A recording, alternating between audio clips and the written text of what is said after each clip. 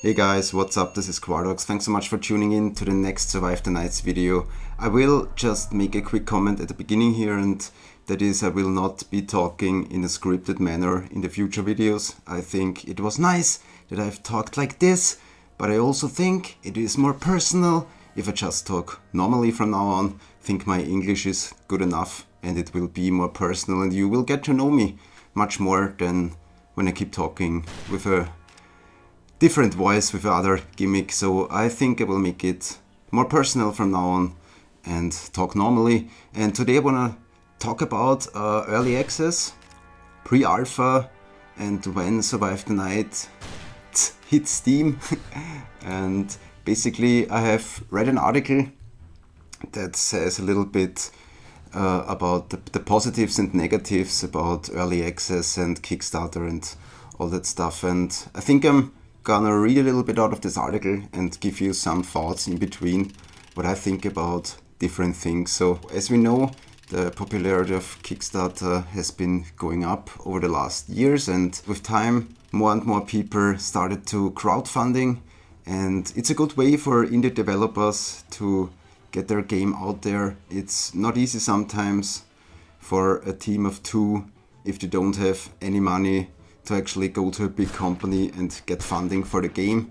And I think Kickstarter is a way where small teams, as it is the case in Survive the Nights, can actually gain a little bit of attention and the money they need to take the time to program the game. And I read a lot of commentaries in the Survive the Nights Facebook group, and people are basically asking every day when is the release and when is the game finally on Steam, and about basically the release date all the time.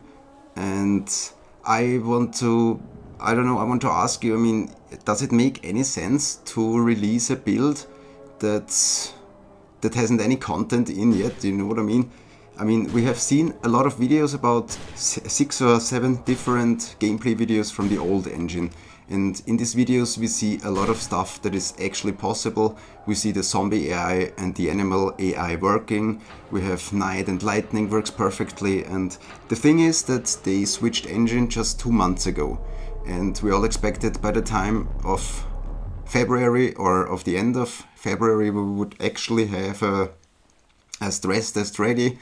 But with the engine switch you have to bear in mind that they have to redo everything, you know. The items, the mechanics, and the textures, and the world from beginning, from ground up. And I think it will only profit us in the future if we are a little bit patient and just let them develop the game. Every time they post a screenshot or make a dev video, they actually lose time developing that they could use developing actively on the game. And I don't know, that's the thing. I don't understand why people are wanting a pre-release build with no content in it. It will end basically like H1Z1 or other games that were released pretty early. First, the hype will be big and many people will playing it, but in the end it will be a game where you can hardly find people to play with. And Survive the Nights is not as big as H1Z1 or other games. So in this case, I think it makes a lot more sense if we can just be patient a little bit longer. I've talked to the devs all the time. I ask them about stuff for other videos, but at the moment the problem is there is not much. I haven't told you yet about the game.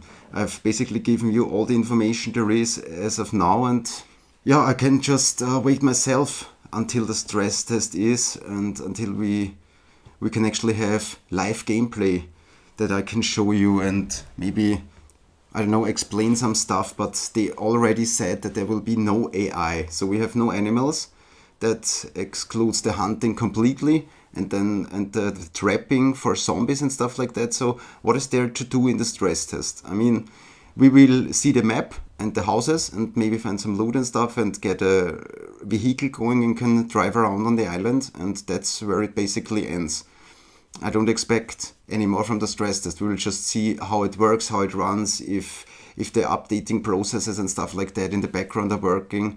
And for us players, it will not be very enjoyable, I think. And I think we should just wait, give them maybe a few more weeks or even 2 months, or let's just say September, you know, it's half a year, 6 months, but if they have a big team. I've watched a stream and there are over 10 guys in this room, and I think they're all working really hard to give us something that will make us happy. So if there is no AI in the stress test, I don't know. I think it doesn't make much sense having one.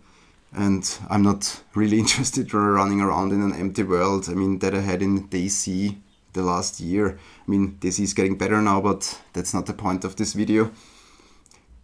I'm really looking forward for Survive the Nights, and I think Kickstarter was the only way that it could have gone.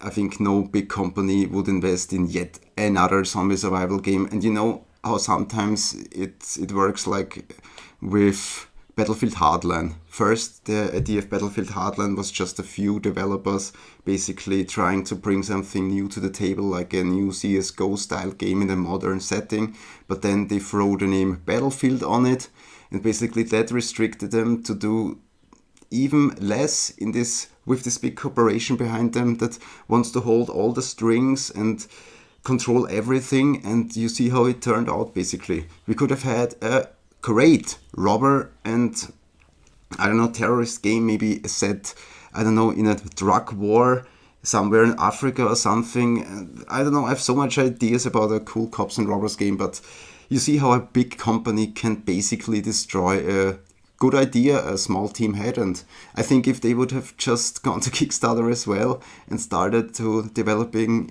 a completely own title, it would have turned out much better. And I just hope you guys can be patient here at Survive the Nights. You know, it's hard. I mean, I keep maybe saying the same stuff over and over, but I have asked actually the devs for a little bit of information about zombies. I know they're not in the stress test, so with a little bit of luck, we will actually get some information about the enemies in the game, the main enemies. And I also asked them about machines and mechanics, how they work and which parts do they need and stuff like that. And I haven't got an answer yet, but with a little bit of luck, they get back to me and I can show you some content that might not be in the stress test, but at least you know a little bit more about the game.